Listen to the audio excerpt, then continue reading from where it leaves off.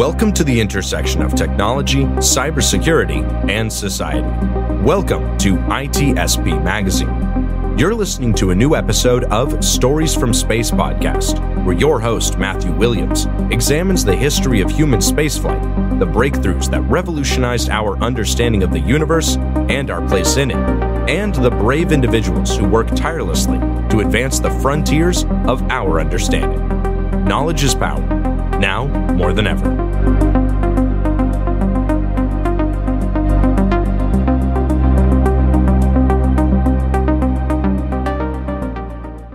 The authors acknowledge that this podcast was recorded on the traditional, unceded lands of the Lekwungen peoples.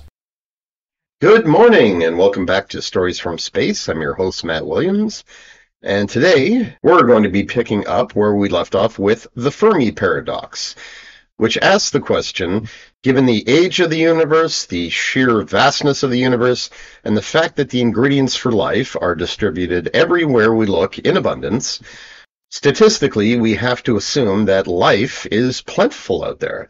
And yet, we have found no evidence of extraterrestrial civilizations yet, nor have we made contact with them or heard from them. In short, where is everybody? This question has spawned many proposed answers and resolutions, and in previous episodes we looked at some of the more popular and conventional and even some of the more outlandish ideas that have been suggested over time. Among them, the possibility that extraterrestrial intelligence doesn't exist beyond Earth, or that it is simply rare, that it has a hard time traveling from one system to the next and leaving its mark, that it is periodically wiped out by some ancient species that doesn't like competition, or possibly derelict technology that has run amok since its builders went extinct. And we've also looked at the idea that planets, rocky planets, much like Earth, that orbit within the habitable zones of their suns may have too much water in order to support life, or that there is some kind of prime directive that prevents advanced civilizations that could very well be out there right now from making contact with us for fear of tampering with our natural, social, and biological evolution, and the possibility that the universe as we know it is just one gigantic simulation that was designed to keep us ignorant and keep us here restricted to our own rock and to prevent us from knowing what's really going on out there. And today we're going to look at one that is a personal favorite of mine, and definitely one of the resolutions that I think is among the most likely to be true. And it's known as the Percolation Hypothesis, which essentially states that interstellar travel and settlement, or intergalactic for that matter, that it does not follow a linear progression or an exponential progression. One does not simply depart with settler ships, land on the nearest planet, and those in turn produce other settler ships that go out on and on and on with a gradually increasing wavefront of expansion. And this is often treated as a foregone conclusion among many astronomers and astrophysicists and speculative thinkers when addressing the idea of the Fermi paradox and the growth of civilizations. Instead, percolation theory tells us that the wavefront of settler expansion, that it is subject to ebbs and flows, that it will grow outward, recede, grow in places, while in other places it will collapse, and that gradually over time, various pockets of a civilization will suffer collapse, and so there is no uniform expansion that we would be able to see and notice very clearly here on Earth. And there are several parts to this theory, all of which involve the physical constraints of the universe, things we happen to know for a fact exist out there, all of which add up to space being hard. And like many proposed resolutions, this one has roots that go farther back than the proposal of the formalized theory. A good example being a paper authored in 1981 by Carl Sagan and William I. Newman, titled Galactic Civilizations, Population Dynamics, and Interstellar Diffusion. And in this and other papers by Sagan and Newman, such as the solipsist approach to extraterrestrial intelligence, they essentially argued that signals or probes from extraterrestrial civilizations may simply not have reached Earth yet, and that has to do with the fact that to reach out and settle any amount of space in this galaxy would take a very long time. And by Sagan and Newman's own estimates, they argued that the time it would take for any civilization to explore the entire galaxy, let alone set up shop on any planet it deemed habitable, would be equal to or less than the age of our galaxy, which is 13.5 billion years. So this would imply that life has emerged in the more recent past, and that our galaxy is in a state of disequilibrium, where it's moving from one state of being uninhabited to inhabited. And these ideas were met with criticism from other scientists who argued that this contradicts the Copernican principle, which basically states that neither Earth nor human life itself, is privileged or unique as we know it, and that life as we know it, and planets like Earth, are representative of the norm. But as I said, the formal theory came later, and it was proposed by noted aerospace engineer and author Jeffrey A. Landis.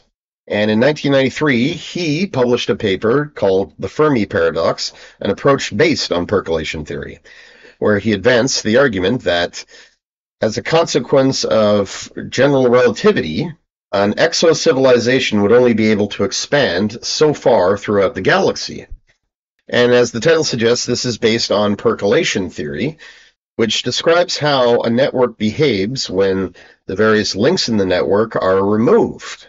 And so as part of this theory, when you remove enough of these links, it will break down into smaller connected clusters, and that this, according to Landis, may be the process through which interstellar migration occurs, that there would never be such a thing as a interstellar or galactic empire, but rather just outposts of civilization created here or there by an advanced species that began to evolve separately and carry on in their own way. And another argument he made was that in such a galaxy, there would be no uniformity of motive among the civilizations, which would include whether or not to send out settler ships in the first place. As he said, since it is possible, given a large enough number of extraterrestrial civilizations, one or more would have certainly undertaken to do so, possibly for motives unknowable to us. Colonization will take an extremely long time and will be very expensive. It is quite reasonable to suppose that not all civilizations will be interested in making such a large expenditure for a payoff far in the future. Human society consists of a mixture of cultures which explore and colonize, sometimes over extremely large distances, and cultures which have no interest in doing so. Now, to this, someone like Carl Sagan would definitely disagree. They would say that exploration is in our blood, it's universal, and looking at human history, especially the massive migrations that took place starting roughly 2 million years ago, that is when early humans began to migrate out of Africa, began to settle into Eurasia and South and East Asia, and by roughly 200,000 years ago, modern Homo sapiens managed to make it all the way across Africa, into Europe, the rest of Asia, all the way up to the tip of Siberia, and during an interglacial period, which began roughly 50,000 years ago, humans completed the settlement of the South Pacific, Australia, and New Zealand, while humans living in East Asia and Siberia, they crossed the Bering Land Bridge and completed the settlement of North America all the way to the southern tip of modern-day Chile. So one could point to this history and say, yes, exploration has always been with us. It's in our blood, it's in our DNA. But it's important to note that the timing of these migrations, they played a big role. People were motivated to move from one place to the next due to shifts in the climate, which led to certain regions being no longer habitable, no longer hospitable enough to support the local population. Or in some cases, the migrations were made possible by the fact that glacial period meant lowered sea levels, which is what allowed humans to complete their exploration and settlement of the South Pacific and Australia, and of course the migration to the Americas.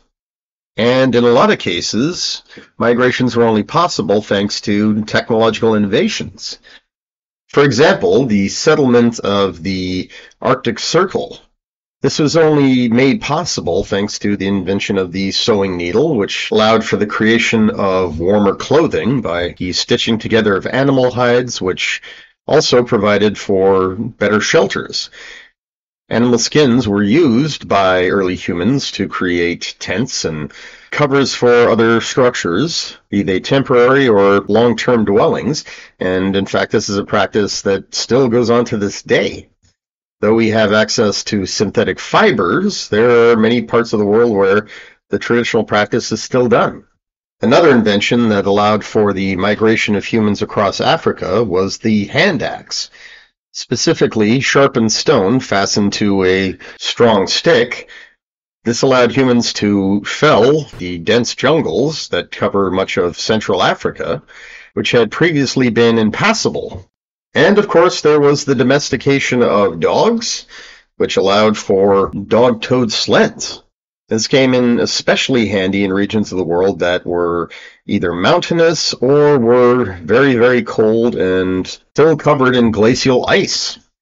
So while one could argue that exploration and the desire to seek out new lands and the curiosity that drives us, that this is something that's always been with us, that it's in our blood as humans, in our DNA, there are certain caveats and limitations to it. Basically, human beings do not migrate from one place to another unless there is population pressures at home or a lack of resources at home.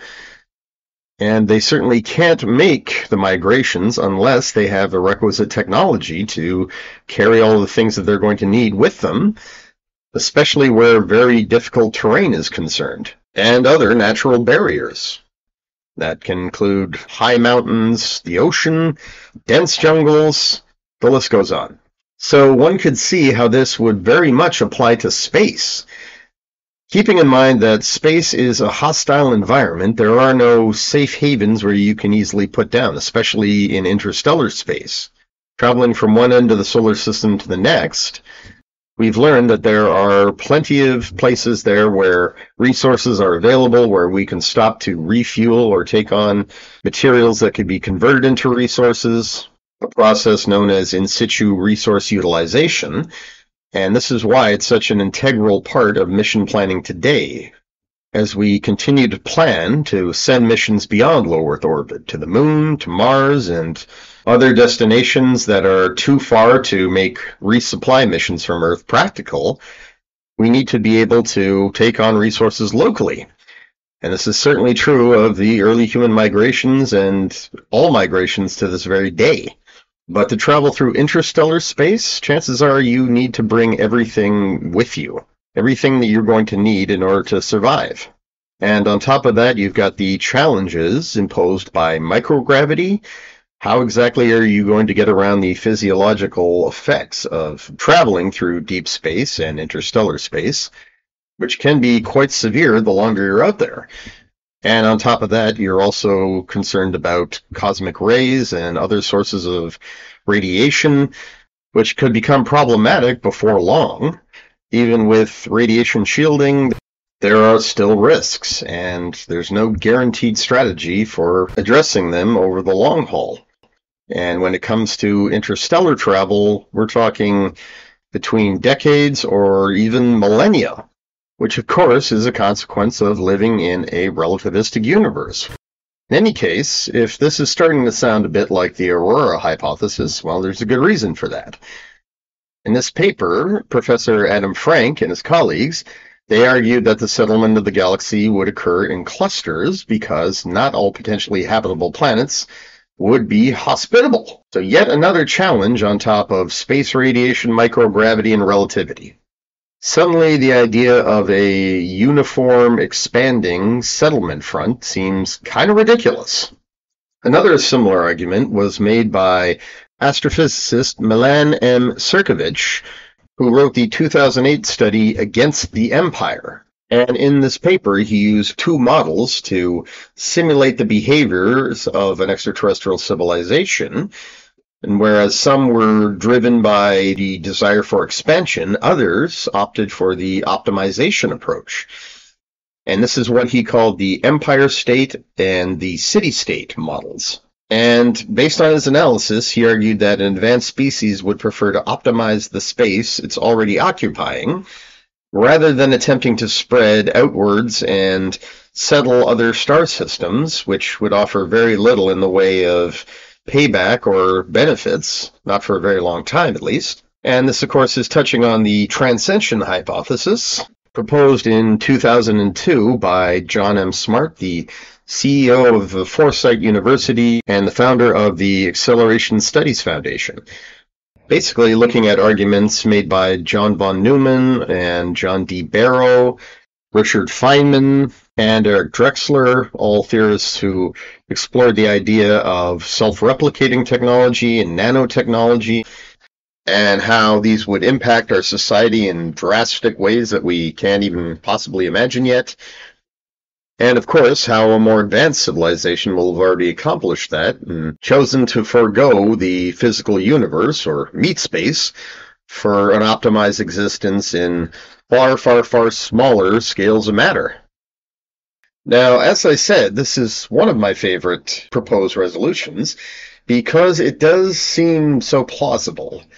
It takes into account humanity's own history of migrations, but also humanity's history of exploring space, and how the realities of venturing beyond one's home planet are going to be so much more challenging than any other type of migration that has ever occurred, from our perspective. What's more, it comes down to scientific principles that have been demonstrated backwards and forwards, so there is no need to assume further advances in technology, such as the development of FTL travel or communications.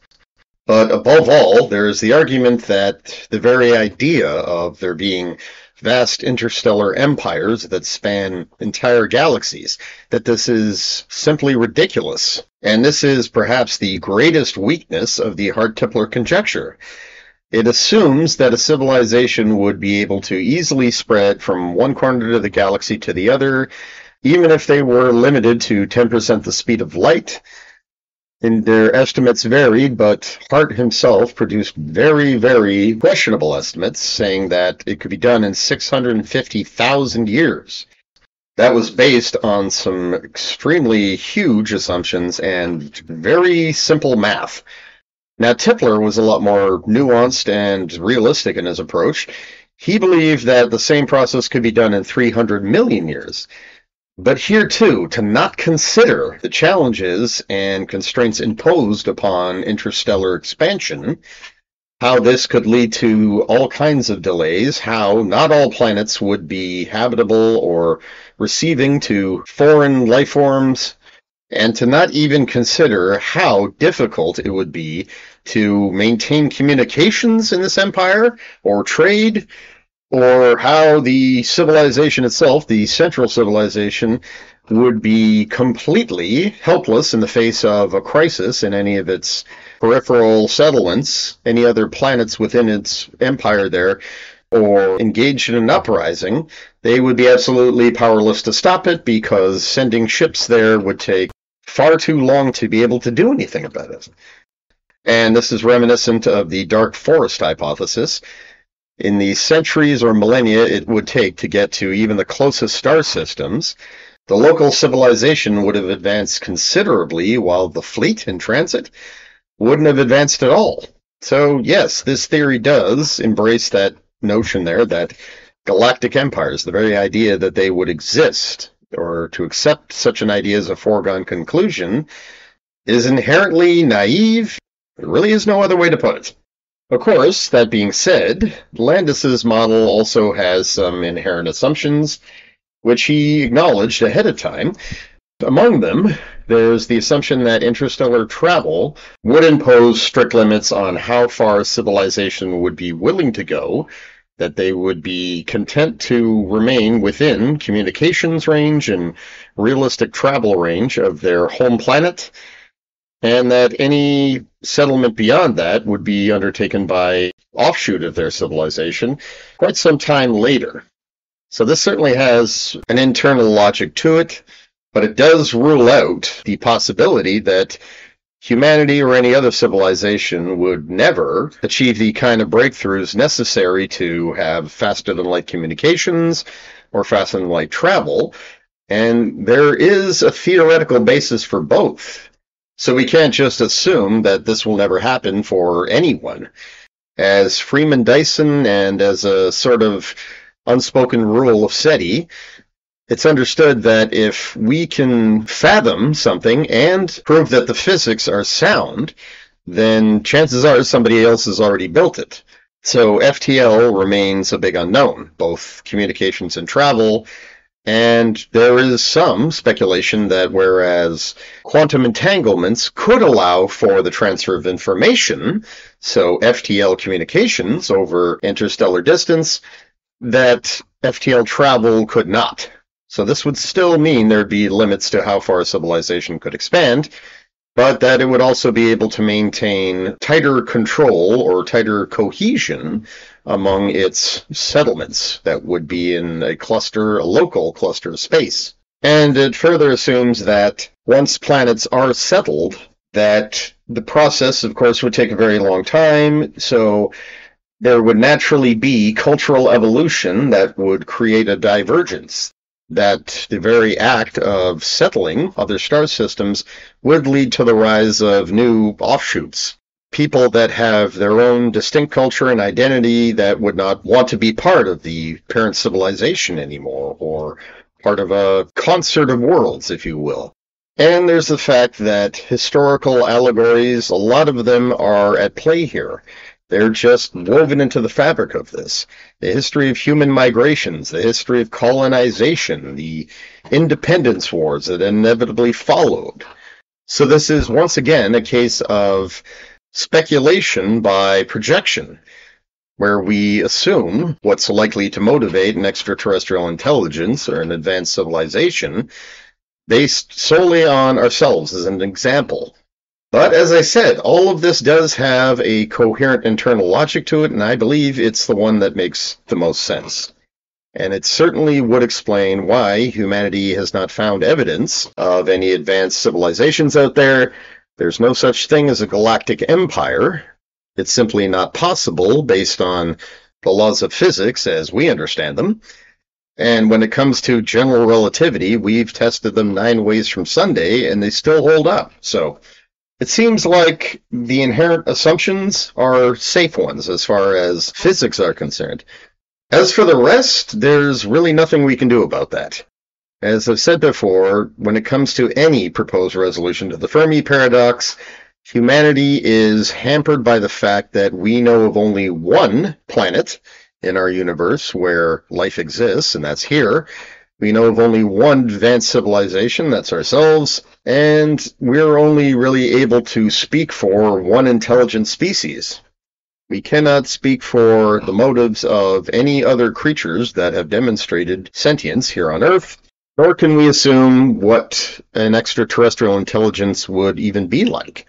But of course, that's the best reason to keep looking and to investigate these proposed resolutions. Until we find evidence of life beyond Earth, beyond our solar system, we're going to be stuck speculating about the kind of conditions under which life can emerge and the commonality of it. Right now, we really have no idea if life is ubiquitous in the universe or very rare. And of course, the same goes for intelligence, but with a much greater degree of uncertainty. So we really have no choice but to keep looking. And in the meantime, these hypotheses do provide a means of tailoring our approach. So that's the beauty of the Percolation Hypothesis. It does not rule out the presence of extraterrestrial intelligence out there in the galaxy, and it also complements several other hypotheses, like the Aurora Hypothesis and the Transcension Hypothesis, and unlike many other proposed resolutions to the Fermi paradox, it doesn't suffer from the "it only takes one" fallacy. Basically, it doesn't involve an assumption about uniformity of behavior or motives, which invariably will break down if only one civilization chooses to go in a different direction. In fact, it embraces that. It says that there's likely to be diversity of motivations and behavior, and that is a source of strength in this argument. In any case, this just about brings us to the end of our ongoing series on the Fermi paradox. For the next installment, we will be looking at the SETI paradox as a proposed resolution, and this will be the final episode in this particular series, at least until some new-fangled, interesting proposed resolution comes up, which probably won't be long. In addition, there will be episodes that explore concepts like the circumstellar habitable zone. What is it? How do we define it? What are the basic parameters? And why are they changing? We'll also look at the life and times of Freeman Dyson, the famed inventor of the Dyson sphere and Dyson structure concept. We'll also be looking at more indigenous astronomy by taking a look at the Aztecs, the Maya, the Incans, the Anishinaabe and Ojibwe, and the Hulkaminum and Iqaluit of the west coast of Canada. In the meantime, thank you for listening. I'm Matt Williams, and this has been Stories from Space.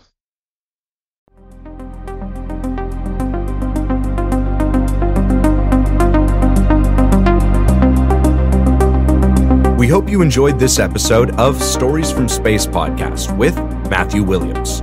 If you learned something new and this podcast made you think, then share itspmagazine.com with your friends, family, and colleagues. If you represent a company and wish to associate your brand with our conversations, sponsor one or more of our podcast channels. We hope you will come back for more stories and follow us on our journey. You can always find us at the intersection of technology, cybersecurity, and society.